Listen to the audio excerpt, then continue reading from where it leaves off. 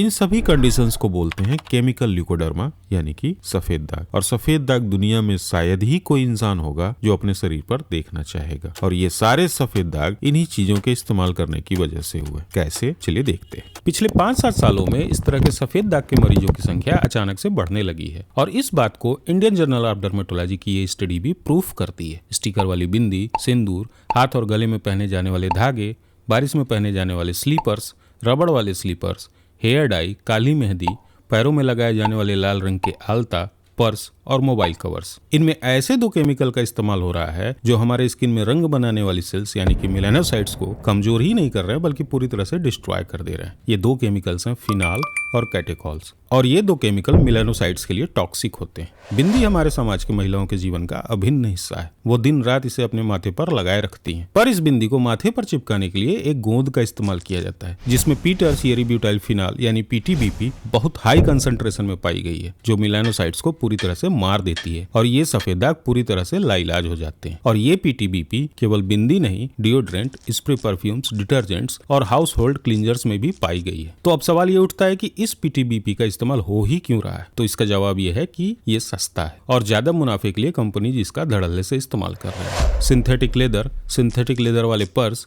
और घड़ी के पट्टे, इन सब में मोनोबेंजाइल ईथर ऑफ हाइड्रोक्विनोन यानी MBH पाया जाता है और ये MBH केमिकल ल्यूकोडर्मा भी प्रोड्यूस करता है। हेयर डाई, काली मेहंदी, इनसे एलर्जी होना तो बड़ी आम बात है। इनको बनाने वाली कंपनीज भी खुद एलर्जी टेस्ट करने का सलाह देती हैं। पर आप इस रिपोर्ट को पढ़िए। ये रिपोर्ट ये कहती है कि इंडियन हेयर डाई मार्केट जो है वो पूरी तरह से अनरेगुलेटेड या पुअरली रेगुलेटेड है और इन हेयर डाइज में PPD की बहुत हाई कंसंट्रेशन पाई गई है और ये PPD सफेद दाग को ट्रिगर करती है और इस PPD की लो क्वांटिटी खराब क्वालिटी के ब्लैक शूज और सॉक्स में भी पाई जाती है। आलता, हाथ और गले में पहने जाने वाले धागे और सिंदूर, इन सभी में एजोडाई पाई जाती है जो इसे रंगीन और चमकदार बनाती है। इन एजोडाई में क्रोसिन स्कारलेट MOO और रोडामीन नाम की डाई पाई जाती है और साल्वेंट LO3 भी पाई जाती है। ये तीनों एयर के कांटेक्ट में आते ही ऑक्सीडाइज हो जाते हैं और ये धूप में कैटलाइज हो जाते हैं और फिर ये मेलानोसाइट को डिस्ट्रॉय करके केमिकल ल्यूकोडर्मा प्रोड्यूस करते हैं। ये एजोडाइज लिपस्टिक, लिप लाइनर और आई लाइनर में भी पाई जाती है। पर आप सोच रहे होंगे कि अगर ये चीजें इतनी ही खराब है तो ये सफेद दाग सबको क्यों नहीं हो रहे हैं? तो इसके 2 कारण है। पहला, जिसके मेलानोसाइट्स इन केमिकल के लिए सेंसिटिव होते हैं